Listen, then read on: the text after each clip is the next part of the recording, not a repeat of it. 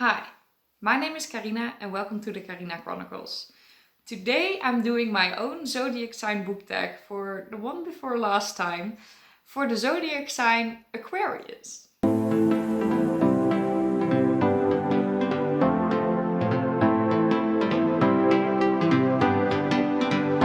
So if you don't know me or you don't know this tag, then you're pretty late, but that doesn't matter.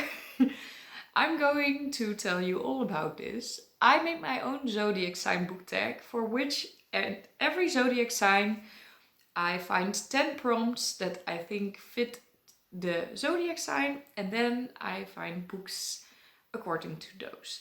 You can do this tag whenever you want, if it's your Zodiac sign for example, and in the next month I will have had all the Zodiac signs so you can see an example for every one of those. But the 10 prompts are always kind of similar. They're always like the color for this, the character traits for this. But then the books are always different and I do this to recommend you some books that I don't recommend that often because I only thought about them now because of the prompt, which I think is really nice. So let's start with this for Aquarius. I am really excited to show you these books again. So to start, the first prompt is always the prompt, what does the zodiac sign remind me of? And Aquarius is of course something with water. For example, a mermaid or a pirate or a water dancer or water breaker or anything. I own like 10 books of those.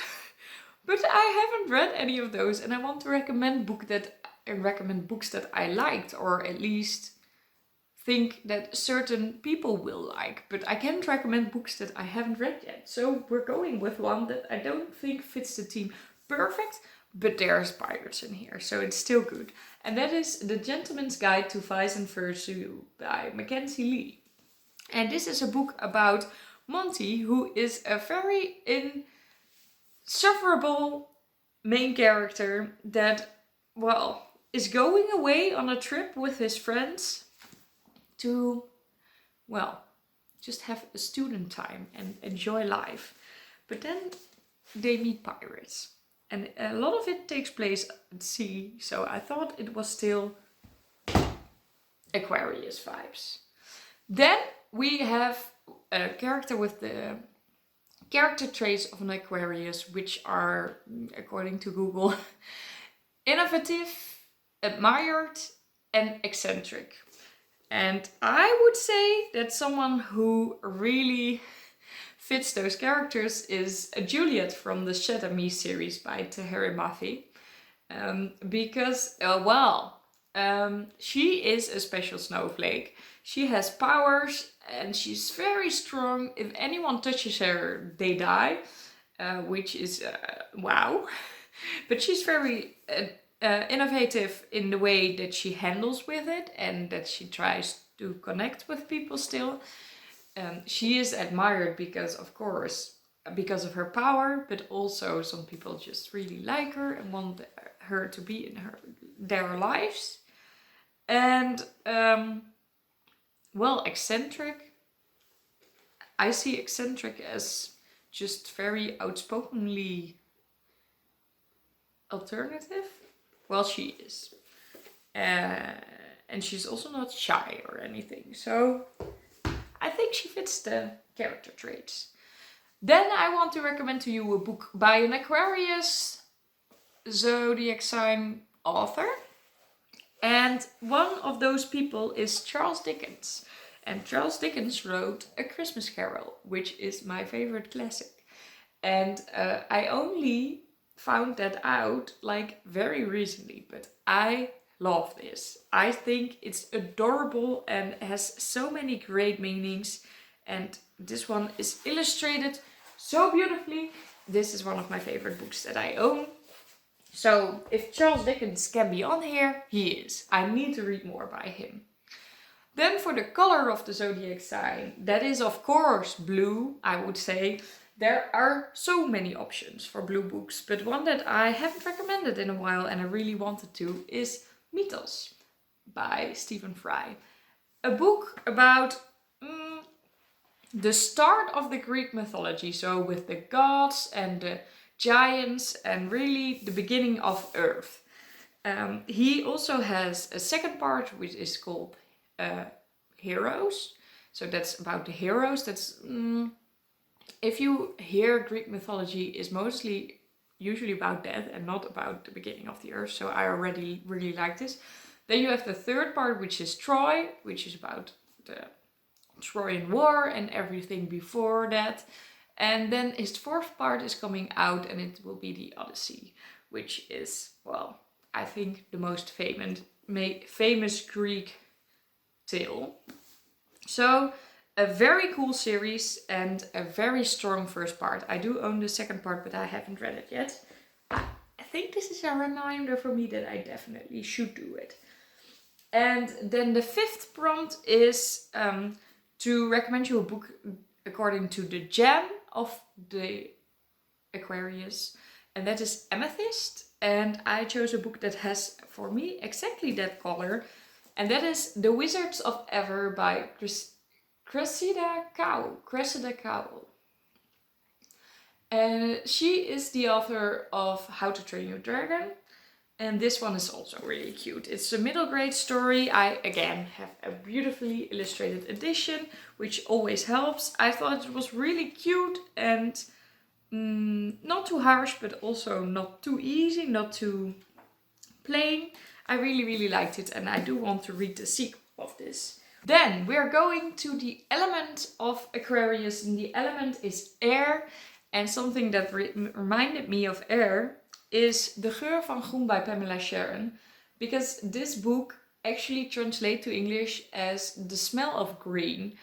And smell is something that reminds me of air in some way. And I really love this book. This is about a person who is blind, a young girl, and it's just about her normal life and things going not so normal, and how she's depending on a friendship because she cannot depend on her eyes, and she's going to try to stand on her own. And it's a really beautiful story.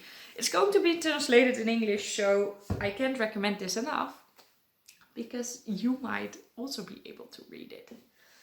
Then a book for the current season, which is winter, unfortunately, but a book that I should recommend for winter is A Winter's Promise by Christelle Dabos. And this is a fantasy story, and the first part in a series, which I thought I was going to love because it's like it has magic books and magic equipment, and she gets married to some prince and then everything goes wrong. It sounds great, but I am not fully convinced yet. This was really like a first book where you're like, okay, so now I understand the magic, can we now start the story? But there are 4 parts, or actually 4 parts and a novella in this series. So I'm definitely going to try to read the rest of this so that I can decide if it was worth it. But the first part was just so-so. But the covers are so pretty, you know? The covers are just the best. And that gets me every time. Then a book that I want to recommend is always for the song that is on the playlist of the astro poets that they made for every zodiac sign. I'll put it on the screen. And then I choose a song that immediately reminds me of a book. And we had Starboy. And it really made me think of a character in The Three Body Problem by Cixin Liu. And that is weird because he isn't really a boy anymore when he goes to space. He's more like only brains. But it really made me think of him. This is the greatest science fiction series ever existed. Very hard science fiction, very science-based. But I loved it. I studied physics, so maybe that helps. But I really, really like this book. And Starboy just made me think of a space-related book, which I think makes sense. Then I always ask one of my family members or my friends that is the current zodiac sign to recommend me the book they love the most in the whole world. And for now I asked Lara, and Lara said her favorite book of all time is Tin Man, which is great because it is a book that was already on my TBR and now I need to read it. But yeah, Tin Man. And surprising answer. I know that she really loved the book. I know she really loved the book, but most people now say like some book that makes them feel nostalgic. You know, I had answers like Harry Potter, Percy Jackson, The Hunger Games, Miss Peregrine's Home for Peculiar Children, all those kind of books. And this is really just a random book in my opinion. So it's really cool to see that someone really loves this book, because now I want to see if it's going to become a favorite of mine as well. And then the last thing that I do in these videos is recommend you a science fiction book or something taking place in space, because I think it needs to be mentioned more on BookTube. And for now I'm going with City of Masks by Mary Hoffman. The first part in the Stravaganza series, because this is a middle grade time travel story. And there's also magic in here, but they call it science. They really call the magic a science. And they also really work on it. They make potions and stuff. And I never really thought of it as science fiction, because I just was in love with this series for my whole life, I feel like. But it is actually science fiction, and very good ones. Middle grade ones. So that is interesting and cool. So I think you should read it. And that's actually my last recommendation for you.